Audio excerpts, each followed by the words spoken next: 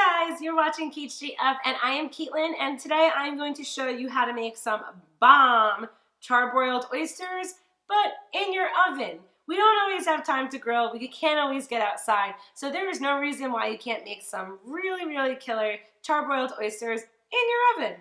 Couldn't be easier. You guys are going to love this recipe, and if you are an oyster lover like me, I promise this will not disappoint.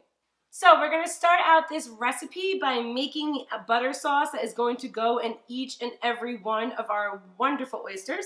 So we have about half of a cup of butter melting on our pan right now, and we're going to add a couple more ingredients. So I like to add the juice of 1/2 of a lemon right into our butter, so just squeeze it on in. Real simple stuff after this. We have about 2 cloves of garlic chopped real fine. And we have some chopped up cooked bacon that we're going to add in as well. So depending on how much you want, I like to say, maybe about a tablespoon or 2. But if you want a little bit of extra bacon flavor in there, no one's going to judge you. Go ahead and put it in. After that, we're adding just a pinch of some fresh parsley and some black pepper. So just go ahead and get that on in there. So you're just going to want to let this cook together. Make sure that nothing like burns or anything, so just get a whisk out, allow it all to blend in, and as your butter is melting, you're going to want to add a little bit of Parmesan and Romano. So I have grated Parmesan and Romano here. I like to just add that right into this butter sauce, but if you did have the shredded kind, you could do that as well, but the grated works just fine. Perfect. I have this really awesome oyster grill and broil pan that you can use on top of your grill or in your oven on the broil setting. So if you don't have something like this, you could kind of finagle with a rack, but you just want to get your oysters laid out so that they are open and they can actually sit in their sauce. So a pan like this is really good to have for that occasion. Now, there are so many different kinds of oysters. Oysters are called different things based on the region of where they come from. And I have so many favorites. I really am just an oyster lover. I can't even name a favorite. So for today though, I have some Blue Point oysters, which is off of Long Island or Connecticut region. They're really yummy. They're not too large, except that guy got a pretty big shell over there, but they're perfect for this recipe. But honestly, any oysters that you could find at your fish market will do.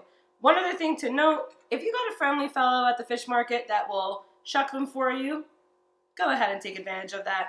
We don't have to do everything ourselves. So now our sauce is all cooked up and we are preheating our oven to 400 degrees, and we're just going to take a regular old tablespoon and pour our sauce over each oyster. Now you're going to want to make sure that you get enough of the garlic and the bacon that's in there and the parsley. So don't overdo it on your first one and skimp out on your other ones. But just go ahead and pour that buttery, bacony, garlicky, holy cowy mixture over every oyster. Now you're going to want a little bit, if you have a pan like this, you're going to actually want a little bit to kind of overflow so that the butter is around it as well. So no need to be perfect, just get it all in there. Make sure everything got plenty of butter and bacon and parsley and garlic. So we do have to switch up our oven temperature just a little bit during this recipe. They are going into a 400-degree oven for about 5 to 6 minutes, and then we are cranking up our broiler to high. After that, we are broiling for just about 2 to 3 minutes until they're done. At this point, if you are using a grill, you're just going to put it on for high heat on your grill top and cook for about the same amount of time. Whether you are grilling these oysters on a grill or cooking them in the oven, you know your oysters are done when they kind of bubble up a little bit, they kind of puff out, and the edges of the oysters start to curl. This should only be in that 5 to 8 minute cooking period that I described in your oven, even if it's grill top. So you do not want to overcook your oysters. 8 minutes tops. These smell so good, I can't even tell you. They really smell so freaking fabulous. I usually like to just garnish with some green onion, just throw it right on top of each little oyster, and then these suckers are ready to serve. And I'm telling you, they smell so freaking good.